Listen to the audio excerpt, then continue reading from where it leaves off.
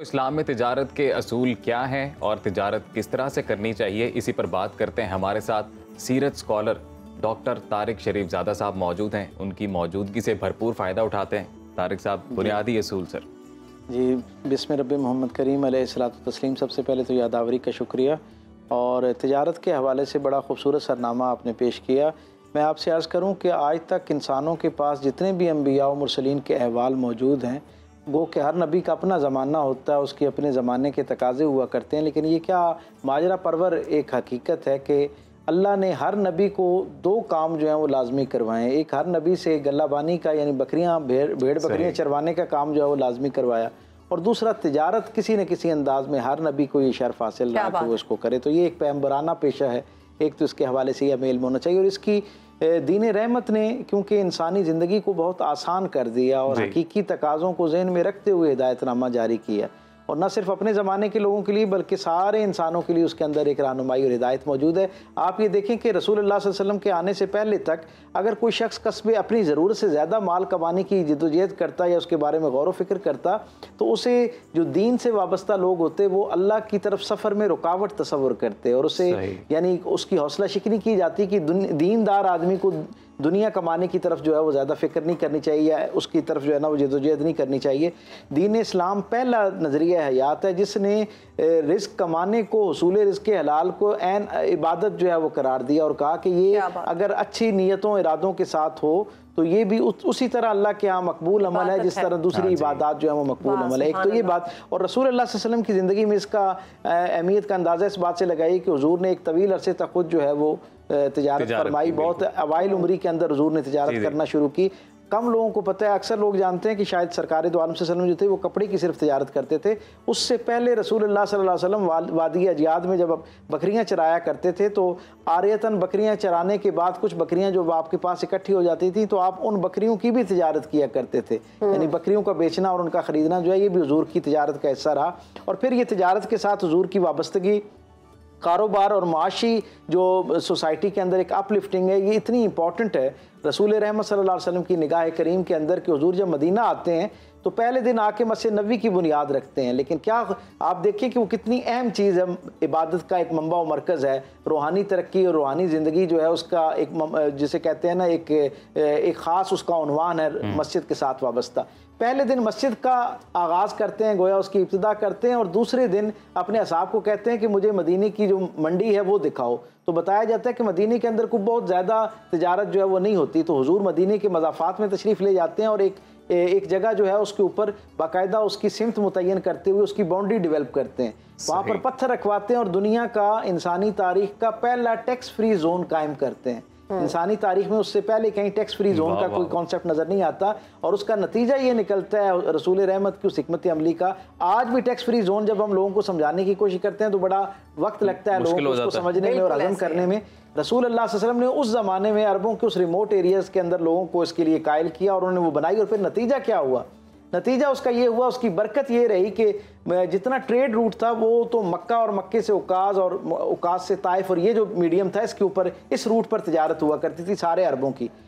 Doctor ल्यूरेंट जसलर ये लिखता है कि रसूलुल्लाह सल्लल्लाहु अलैहि वसल्लम ने ऐसी आला तिजारती माहौल पैदा किया, कारोबारी माहौल पैदा किया मदीना शरीफ के अंदर, कि सिर्फ 2.5 साल के अंदर जो तकरीबन 20.8% तिजारत जो अरबों की थी वो सारी की सारी मदीने की तरफ उसका रुख हो गया, और वो सारी तिजारत मदीने के अंदर आ गई। ये रसूलुल्लाह आपने वहाँ पर सराय कायम किए और उनके लिए फैसिलिटेट की, ना सिर्फ उनके लिए सराय कायम किए जो ताजिर वहाँ आएंगे, बल्कि वहाँ पर दरख्त लगवाए ताकि छाँव हो सके। फिर उनके जानवरों के लिए अस्तबल कायम किए गए, उनके लिए पानी का मेयार कायम किया गया। तो ये हुजूर का ज़ौक़ था तिजारत के साथ उसूलों की तरफ। उसूल चले आप उसूल डालें, उसके बाद सवाल पूछें। हज़रत अब्दुर्रहमान बिन औफ हुजूर के एक सहाबी हैं जो ज़ाहिरी तौर पर यानी जब मक्के से मदीना आते हैं, मक्के में आप एक बेहतरीन ताजर के तौर पर मारूफ हैं, लेकिन जब आप मदीना पहुँचते हैं तो बेयारो मददगार आते हैं, हाथ में कोई चीज़ मौजूद नहीं। हुजूर मुवाख़ात में एक सहाबी के साथ उनका रिश्ता कायम कर देते हैं। वो सहाबी कहते हैं, वो भी ताजर हैं, वो कहते हैं कि ऐ मेरे भाई, क्योंकि अल्लाह की ताईद और हिमायत के साथ तुम्हें मेरा भाई बना दिया गया है, तो आप जो कुछ मेरे पास वसाइल हैं आधे आधे कर लेते हैं। तो आप कहते हैं कि नहीं, मुझे कुछ तुमसे दरकार नहीं है, अल्लाह तुम्हारे अहल में भी बरकत दे और माल में भी बरकत दे, मुझे जो है वो सिर्फ मार्केट का रास्ता दिखा दो। हज़रत अब्दुर्रहमान बिन औफ ने उसके बाद इतनी तवील तिजारत की कि आज की दुनिया के 6 आबाद बर आज़मों में आपका ट्रेड हुआ। ट्रेड पॉलिसी आपकी इतनी ज़बरदस्त थी, इतना कामयाब हिकमत अमली थी कि पूरी दुनिया में गोया आपका जो है वो सामान तजारत जाने लगा। किसी शख्स ने उम्र के आखिरी हिस्से में उनसे पूछा कि आपने इतनी सारी जो कामयाबी है कैसे समेटी है। मैं चाहूँगा कि अगले 1-2 मिनट में वो आपके सुपुर्द कर दूँ ताकि हमारे सुनने वालों का कुछ फ़ायदा हो सके, भला हो सके। आपने कहा कि मैंने पहली बात तो रसूलुल्लाह सल्लल्लाहु अलैहि वसल्लम से ये सीखी इस तिजारत के अंदर कि अगर एक बहुत बड़ा बर्तन जो है ना वो दूध से भरा हुआ और उसके अंदर एक नापाक कतरा चला जाए तो जैसे वो सारे को नापाक कर देता है ना, इसी तरह एक बहुत बड़े माल में थोड़ी सी मिलावट कर दी जाए तो वो सारे को नापाक कर देता है, बरकत से खाली कर देता है। इसलिए मैंने जिंदगी में कभी मिलावट नहीं की, किसी भी अपने माल के अंदर कभी इसका शायबा तक नहीं होने दिया। फिर आपने बड़ी दिलचस्प बातें की। आपने कहा दुनिया भर के ताजिर जो है ना वो अपना माल बेचते वक्त उसकी खूबी बयान करते हैं ताकि अट्रैक्ट हो बंदा। आपने कहा मैंने अल्लाह के रसूल से सीखा कि मैं पहले अपने माल की खामी बयान करता हूँ फिर खूबी बयान करता हूँ। कहा दूसरी बात मैंने अपने रसूल से, तीसरी बात ये सीखी कि सरकार से मैं मुझ तक ये खबर पहुंची कि लोग माल बेचते वक्त खुशी का इजहार करते हैं, वापसी पर नागवारी का इजहार करते हैं। मैं वापसी पर वापसी ज्यादा खुशी के साथ वसूल करता हूँ अगर कोई माल वापस करता है। आज पूरी दुनिया के अंदर जो कामयाब ताजिर है उन सब की पॉलिसी नजर आती है। शॉप्स भी जो है ब्रांड जो बिल्कुल ऐसे वो वापस करते हैं। सवाल मेरा ले ले, आज हम देखते हैं बददयानती, माल में मिलावट, धोखाधड़ी, झूठी कस्में खाकर खराब चीजें बेचते हैं, उनके लिए क्या हुक्म है, क्या सजाएं हैं? बिल्कुल, मैं जो उसूल बता रहा था उसमें अगला उसूल उन्होंने ये बताया कि मैंने अल्लाह के रसूल से ये सीखा कि एक माल जो है उसके साथ अगर एक पूरे ऊँटों के काफिले के साथ पूरा ऊँटों का काफिला नफे में मिल रहा हो तो मैं, और कल मिल रहा हो, एक दिन बाद का मिल रहा हो तो मैं उससे स्टॉक नहीं करता, मैं उसे एक रस्सी के नफे पर बेच दिया करता हूं और उसे स्टॉक नहीं करता क्योंकि इससे अल्लाह की मखलूक के लिए एक जखीरा अंदोज़ी का पहलू निकलता है। तो मिलावट और जखीरा अंदोज़ी से इतनी जो है ना आपने एहतियात बरती। फिर वो जो आपने बात की उसका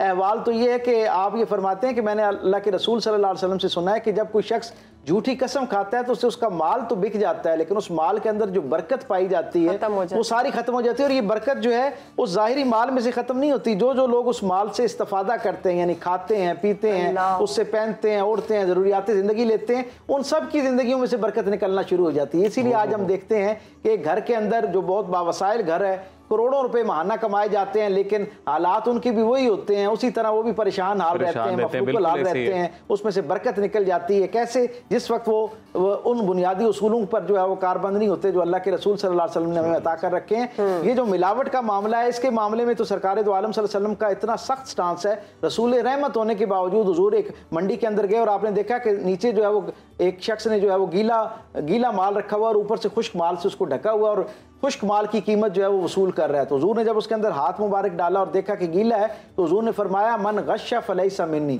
जो हम में से मिलावट करेगा वो हम में से है ही नहीं। यानी सरकार दो आलम सल्लल्लाहु अलैहि वसल्लम ने उस वक्त एक खबरदारी का पैगाम जारी किया कि कोई शख्स अपनी जितनी इबादत रियाजत में हो, उसकी ज़ाहिरी वज़ाकता कितनी मजहबी क्यों ना हो, अगर वो मिलावट कर रहा है, ज़ख़ीरा अंदोज़ी कर रहा है, इजाफी लोगों की ज़रूरतों से जो है फ़ायदा उठाने के लिए कीमतें बढ़ा रहा है, इस्तेसाल या ब्लैकमेलिंग की कोई भी सूरत पैदा कर रहा है, तो हुजूर का उसके लिए फरमान ये है कि ना उसके साथ यहाँ पर हुजूर का कोई ताल्लुक है ना आखिरत में उसके साथ कोई ताल्लुक हो सकता है। तो हमें अपनी जिंदगियों में जहाँ जहाँ हम कहीं लेन देन के मामले में हमें ज़हन में रखना चाहिए। और फिर सबसे बड़ी जो इल्लत माशरती सतह पर, इनफरादी दर्जे पर भी और माशरती सतह पर भी, किसी मामले में अल्लाह के साथ कोई बंदा टक्कर लेकर जो है वो जिंदगी की किसी मरहले में कामयाब हो सकता है, नहीं हो सकता। तो सूद जैसा मामला जिसको अल्लाह ने बराह रास्त अपने साथ ऐलान जंग करार दिया है और उसके बारे में ऐसी वईदें हैं जिन्हें दोहराते हुए जुबान कांपती है, वो कर उस पर अगर हमारी मैशत बेस करती है तो फिर हम समझ सकते हैं कि खुशहाली कैसे आ सकती है।